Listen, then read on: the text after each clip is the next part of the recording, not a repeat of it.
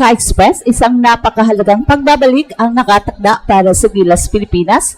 Matapos ang 3 taon, magkakasama muli sina Kai Sotto at AJ Edu sa frontline. Isang kombinasyon na matagal nang hinihintay ng maraming fans. Sa mga susunod na laban, aasahan natin ang kanilang tandem sa ilalim na tinaguri ang Twin Towers na siyang maaring magdala ng malaking pagbabago sa depensa, rebounding at interior presence ng Gilas sa Asian competitions.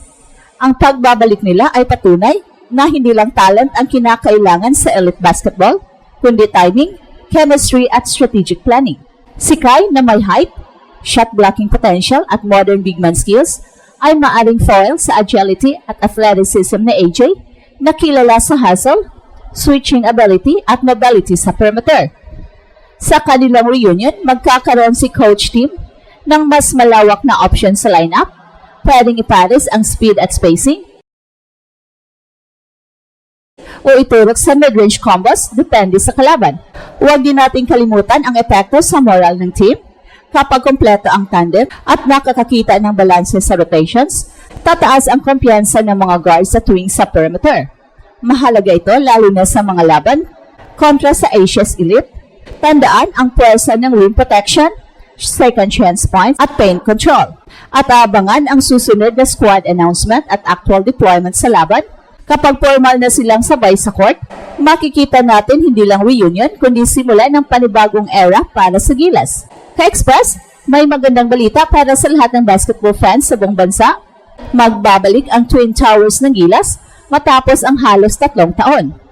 Huling nagkasama sa ating national team frontline, ang dalawang higante ng Pilipinas, Kai Sotto at AJ Edu. Ang tambalang ito, na unang pinagsama noong 2022 FIBA Asia Cup, ay muling magsasanib puwersa para palakasan ang depensa at control sa loob ng paint habang papalapit ang mga susunod na FIBA tournaments. Ayon sa mga insiders sa Gilas Camp, pareho ng fully cleared si Kai mula sa kanyang knee recovery program at si AJ Edu naman ay unti-unti nang bumabalik sa 100% condition matapos ang mga injuries na humadlang sa kanyang consistent national team appearances. Ang dalawang 7-footer na ito ay parehong may unique skill sets. Si Kai ay kilala sa kanyang rim protection at finesse offense, may soft touch sa mid-range at kaya ring umatake sa labas. Samantala sa AJ Edu naman ay isang defensive workhorse, mabilis mag-rotate, marunong mag-switch sa mas maliliit na players at may kakayahang mag-finish sa fast break situations. Kung babalikan natin, huling nagsama sina Kai at AJ sa 2022 FIBA Asia Cup at 2023 FIBA World Cup training pool. Pero hindi natuloy ang consistent partnership dahil sa kani-kanilang injury at overseas commitments. Ngayon, sa pagbabalik ng kanilang tambalan, maraming eksperto ang naniniwala na ito ang pinakamalakas na frontcourt duo ng Gilas sa mga nakaraang taon. Kapag sabay silang nasa court, lumalakas ang interior defense at mas nagiging matatag ang spacing sa offensive side, dalawang bagay na madalas kulang sa Gilas ng mga nakaraang tournaments. Well, hindi lang basta height advantage ang dala ng Twin Towers na ito, kundi basketball IQ at chemistry. Matagal na silang magkakakilala mula pa sa youth ranks, parehong produkto ng Gilas Youth Program at parehong lumalaki sa international style system. Kaya natural na magkakaintindihan sila sa rotations, pick and roll defense at interior passing. At sa ilalim ni Coach Tim, inaasahan ding mas magiging modernized ang kanilang paggamit, hindi lang basta post play, kundi high-low combinations at pick-and-pop sets na swak sa current FIBA style of play. Sa pagpasok ni Kai Sotto, AJ Edu, Junmar Fajardo at Kenton Meliora Brown sa frontline rotation, magkakaroon ng tinatawag na quad tower setup, isang malalim at flexible pool ng big men na kayang sumabay sa mga powerhouse teams gaya ng Australia, New Zealand at Japan.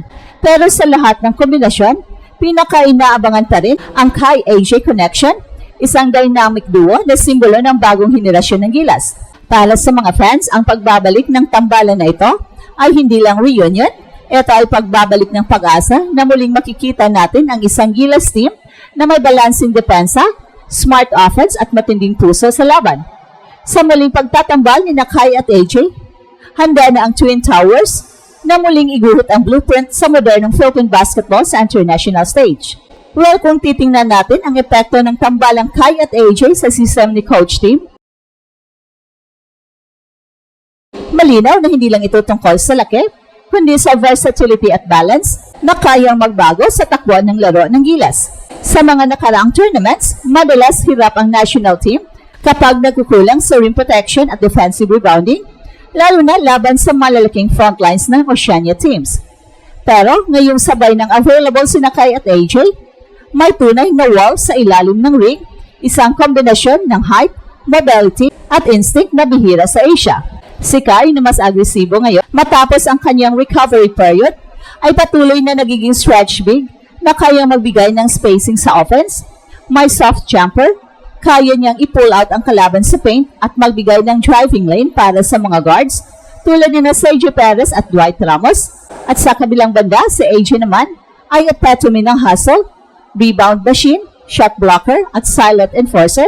Ang presence niya sa loob ay nagbibigay ng kumpiyansa sa perimeter defenders dahil alam nilang may insurance sa likod. Sa pagsasanib ng dalawang players na ito, makikita natin ang tunay na modern twin tower setup. Hindi mabagal, hindi limitado, kundi dynamic. Pwede silang magpalit ng role depende sa kalaban. Kung kailangan ng spacing, si Kai sa labas at si AJ sa ilalim. At kung kailangan ng depensa, si AJ ang primary rim protector at si Kai ang weak side help. Ang ganitong flexibility ay eksaktong hinahanap ni Coach Tim para sa kanyang motion offense at triangle-based sets. Ayon sa mga ulat mula sa Gilas practices, ramdam daw agad ang epekto ng tambalan sa scrimmages, mas matatag ang interior, mas mabilis ang transition defense, at mas mataas ang kumpiyansa ng mga guards sa pagpapatakbo ng pick and roll plays. Kahit palimitado pa ang full contact practices ng team, inaasahan ng coaching staff na kapag makompleto na ang lineup, magiging sentro ng game plan ang Kai-AJ combo. Bukod sa kanilang chemistry sa loob ng court, malaking bagay din ang leadership at maturity na kanilang dala.